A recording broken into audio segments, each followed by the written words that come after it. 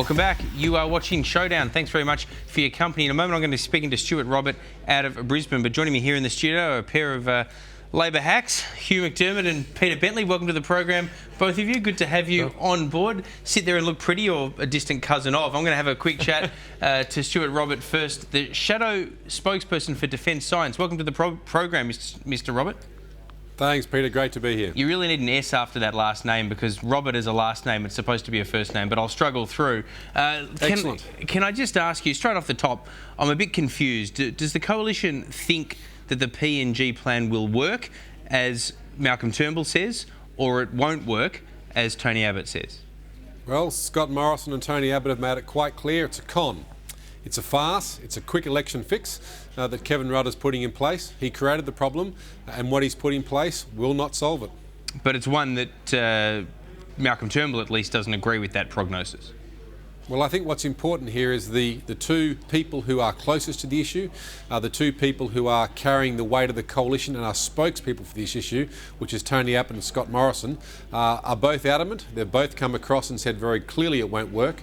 We've seen in the Australian today, George Brandis QC has pulled apart the agreement. 11 paragraphs, 6 are rhetoric, 3 deal with timing and cost, and just two small paragraphs deal with transfer and resettlement. I think everyone can see it's a con. Well, not everyone, because Malcolm Turnbull thinks it's going to work. Is he just playing games, do you think? Well, all I focus on is if I want to know what's happening in immigration, I listen to Scott Morrison. If I want to know what's happening in education, I listen to Christopher Pyne. If people want to know what's happening in defence, they listen to Senator Johnson and myself. Scott Morrison and Tony Abbott are pretty adamant on this. But then what is it that is going on with Malcolm Turnbull? Because he has said it publicly. It's not some private conversation that's been subsequently reported. In an actual interview on television, he has said that he thinks that the PNG plan will work. Should he have just not gone there because he doesn't know anything about it? I can't speak for Malcolm, but if you look at the plan gives no obligations, it gives no guarantees, it doesn't say all asylum seekers will go there. It makes it very clear that women and small children won't go there. Those who are security or health risk won't go there. Yesterday, Prime Minister O'Neill made it very clear that the capacity of Manus will dictate it, and that's about 600, and that number will be reached in about 6 days at the current rate, since we've had 200 in the last 4 days. This is a con. It's an election fix. It's a farce. This will not fix the problem. Just on one of those issues, though, can I pick up on that? Women and children won't be in detention in Manus, but according to the arrangements, they will actually be settled in Papua New Guinea if they're found to be genuine refugees. That's correct, isn't it? Well, the agreement doesn't say that. And that's one of the great problems. The agreement doesn't say very much at all. There are only 2 paragraphs that speak in generality that doesn't go into the details. So we actually don't know. But what we do know is Prime Minister O'Neill will determine who comes to his country and, dare I say, the circumstances in which they come. And none of that is mandated in the agreement. I want to move on from this, but I want to get an answer to it if I can. What do you think was going on in Malcolm Turnbull's thinking to say publicly that he thinks it is going to succeed? Do you think he's playing games, or do you just think he's ill-informed? Because at the end of the day, from what you've said so far, that's really the only 2 choices, isn't it? He's either playing games or he's ill-informed, according to what you've said. Well, Peter, it's a long stretch to ask someone to comment on what's going on in another person's mind. I dare say I wouldn't go there even to make comment upon what's going on in my wife's mind at times. He's been unhelpful. Is that a fair comment? He's been unhelpful from the perspective of the coalition. If, as you say, it's a farce and it's a con, and Tony Abbott and Scott Morrison are on the same page, clearly, as you are on that, then Malcolm Turnbull is, at the very least, being unhelpful accidentally for the cause of the coalition. Would you agree with that? Well, Tony Abbott's on the same page, Julie Bishop is, George Brandis is, the entire defence team, the immigration and customs team. So everyone in the national security area in the coalition is of one accord and one mind on this, and that, I think, is the key message for the Australian people, Peter. So keep, and I'd add on to the back of that the message of keep Malcolm Turnbull away from strategic decision-making outside of his communications portfolio from what's been said. But we will move on. Let's talk about the issue. What is so wrong?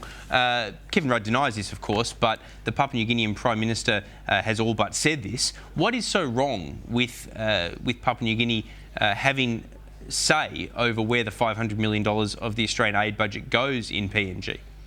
Well, there are some great discrepancies here. On the 20th of August 2008, the then Prime Minister Rudd, the first time round, signed an MOU with PNG on exactly how aid would be done. So I gather that's now been scrapped, although Prime Minister Rudd won't tell us how it's been scrapped. We've always mandated that our aid budget will be spent under the purview of the Australian government.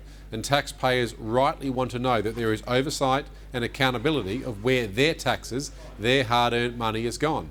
In no other jurisdiction do we throw money and say to the receiving country, you spend it on whatever you want. And we're not going to make an exception with PNG. And the fact that Prime Minister Rudd has put in place this agreement, and it appears that the quid pro quo is PNG, you can spend this money on whatever you want, fails the transparency and fails the accountability rules. What worries you most? Is it that you worry about the core competence of the PNG government to be able to make suggestions or indeed allocate that 500 million, or is it purely that you think that it's Aussie dollars, so we decide where it goes and the circumstances in which it's spent? It's incredibly poor practice to say to any nation, and we're not singling out Papua New Guinea here at all, a country I've spent considerable time in. I've served in the military over there, I've walked the Kokoda Trail, I spent 5 months in Bougainville during the Civil War there, so I know and love its people and its place. However, for every country, for every jurisdiction, we have agreements on exactly how Australian taxpayers' money is spent, what the oversight is, what the accountability are, and the idea that we would have an exception for one of our neighbours because Kevin needs a political fix, I think is outrageous. Do you think that the scheme has the chance of working in principle, though? Because I can't think of a more horrible place to live, quite frankly. So if at the end of the day the argument here is that if you try to get to Australia by boat and you do end up in PNG, I know you're sceptical of whether that will happen, but assuming that what Kevin Rudd, our Prime Minister, says is right on that, that's got to work, doesn't it? Because there's nowhere else you'd less rather be. Scott Morrison's made the very good point that if we are elected by the good graces of the Australian people, we'll try and resurrect what we can. We've always said that we'll use Manus Island as well as Nauru as part of our offshore processing. So in that respect, there may be parts of it that are indeed workable. But the problem here is it's now been, 4 days since this was announced last Friday, maybe 5 days. Under the Malaysian solution, people were going there in 72 hours. Well, no one has left for Manus Island right now. It's been 5 days and no one has left. 214 odd people have arrived by boat since Friday when this was announced. I've got to interrupt on that. You can't blame them for not sending people that quickly. We can have a different argument about whether they should be sending people to Papua New Guinea, but you can't send people quickly there because there's all but a cholera outbreak in PNG. I mean, people need to get a whole bunch of jabs and a whole bunch of health checks not before you can inflict the asylum seekers on PNG, but before you can inflict PNG on them. Then what sort of deterrent is it? And this was the issue. That's a hell of a deterrent. Solution. I wouldn't go anywhere near the place without a few needles. The Malaysian solution was, we'll move you in 72 hours. Well, no one is moving. No one is going to Manus Island. Nauru is in flames. It'll take until January at the current contractor's estimates to build 600 or places for 600 people. Well, 600 people will have arrived by boats at the current rate since this announcement on Friday in less than a week.